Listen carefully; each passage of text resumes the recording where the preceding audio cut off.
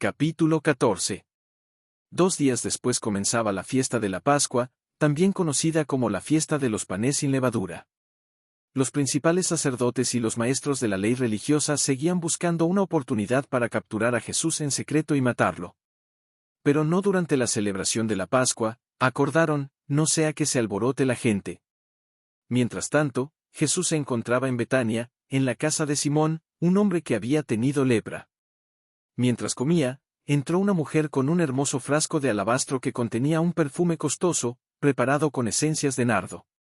Rompió el frasco y derramó el perfume sobre la cabeza de Jesús. Algunos de los que estaban en la mesa se indignaron. ¿Por qué desperdiciar un perfume tan costoso?, preguntaron. Podría haberse vendido por el salario de un año y el dinero dado a los pobres. Así que la regañaron severamente. Pero Jesús respondió, déjenla en paz.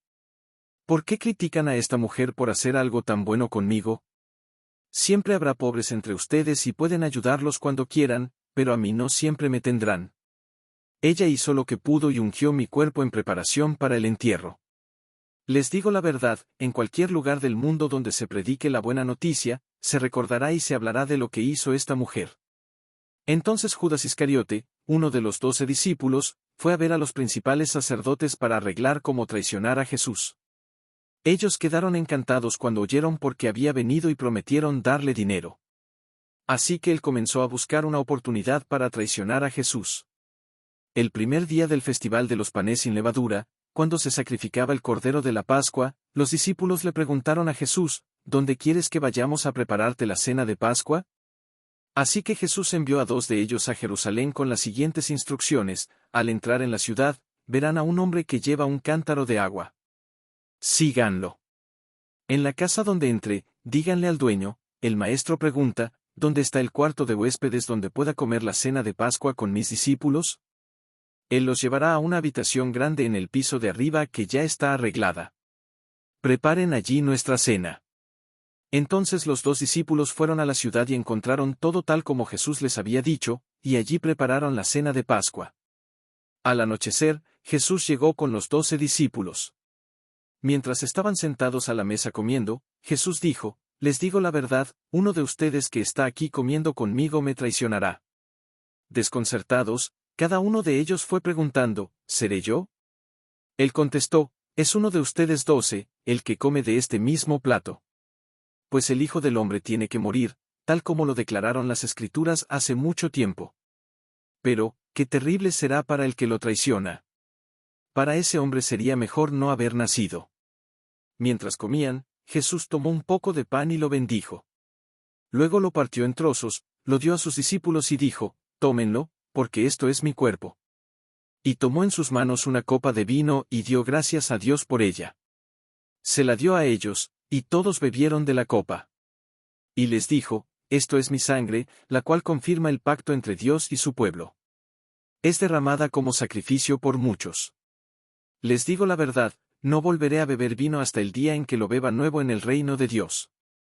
Entonces cantaron un himno y salieron al monte de los olivos. En el camino, Jesús les dijo, todos ustedes me abandonarán, porque las Escrituras dicen, Dios golpeará al pastor, y las ovejas se dispersarán. Sin embargo, después de que sea levantado de los muertos, iré delante de ustedes a Galilea y allí los veré. Pedro le dijo, aunque todos te abandonen, yo jamás lo haré. Jesús respondió, te digo la verdad, Pedro, esta misma noche, antes de que cante el gallo 2 veces, negarás 3 veces que me conoces. No. Insistió Pedro con vehemencia. Aunque tenga que morir contigo, jamás te negaré. Y todos los demás dijeron lo mismo. Fueron al huerto de olivos llamado Getsemaní, y Jesús dijo, siéntense aquí mientras yo voy a orar. Se llevó a Pedro, a Santiago y a Juan, y comenzó a afligirse y angustiarse profundamente. Les dijo, mi alma está destrozada de tanta tristeza, hasta el punto de la muerte. Quédense aquí y velen conmigo. Se adelantó un poco más y cayó en tierra. Pidió en oración que, de ser posible, no tuviera que pasar por aquella hora de sufrimiento. Abba, Padre, clamó, todo es posible para ti. Te pido que quites esta copa de sufrimiento de mí. Sin embargo, quiero que se haga tu voluntad, no la mía. Luego volvió y encontró a los discípulos dormidos. Le dijo a Pedro, Simón, ¿estás dormido? ¿No pudiste velar conmigo ni una hora? Manténganse despiertos y oren para no caer en tentación. Pues el espíritu está dispuesto, pero el cuerpo es débil. Entonces Jesús los dejó por segunda vez y oró la misma oración. Cuando regresó de nuevo, encontró a los discípulos dormidos, porque no podían mantener los ojos abiertos y no sabían qué responderle. Cuando regresó por tercera vez, les dijo, adelante, duerman. Descansen. Pero no, ha llegado el momento. El Hijo del Hombre es traicionado y entregado en manos de pecadores.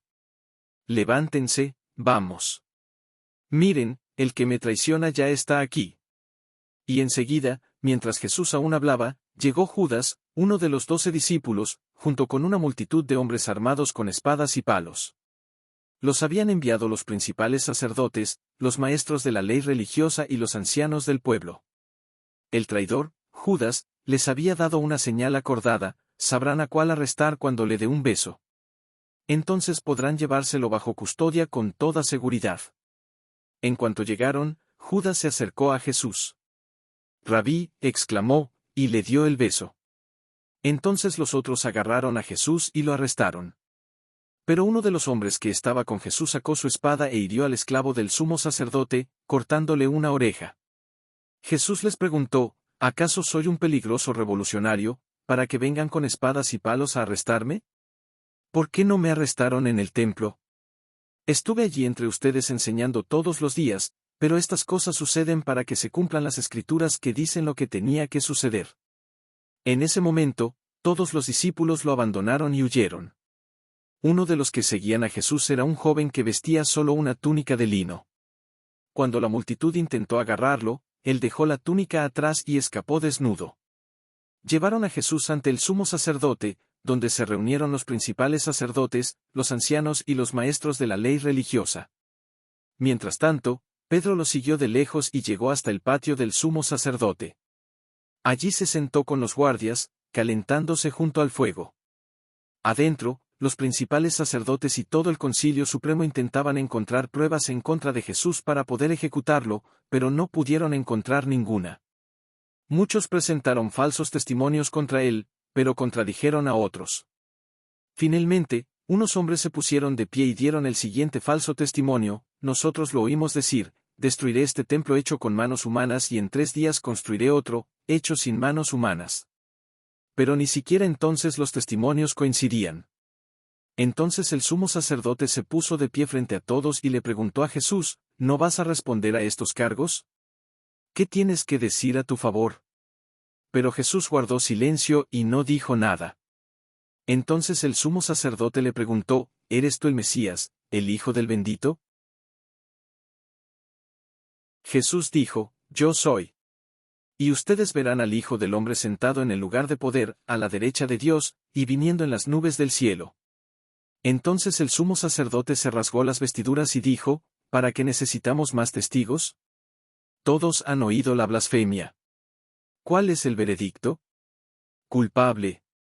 Gritaron todos. Merece la muerte. Entonces algunos comenzaron a escupirle y a vendarle los ojos, y le daban puñetazos, profetízanos, se burlaban. Y los guardias lo golpeaban mientras lo llevaban. Mientras tanto, Pedro estaba abajo en el patio. Una de las sirvientas que trabajaba para el sumo sacerdote pasó y vio a Pedro calentándose junto al fuego. Se quedó mirándolo y dijo, tú eras uno de los que estaban con Jesús de Nazaret. Pero Pedro lo negó. No sé de qué hablas, dijo, y salió al frente de la entrada. En ese momento, cantó un gallo. Cuando la sirvienta vio a Pedro allí, volvió a decirles a los que estaban alrededor, este hombre es uno de ellos. De nuevo Pedro lo negó. Poco después, los otros que estaban allí confrontaron a Pedro y dijeron, debes de ser uno de ellos, porque eres Galileo. Pedro juró, que me caiga una maldición si les miento. No conozco a ese hombre del que hablan. Y enseguida, el gallo cantó por segunda vez. De repente, las palabras de Jesús pasaron rápidamente por la mente de Pedro, antes de que cante el gallo 2 veces, negarás 3 veces que me conoces. Y se echó a llorar.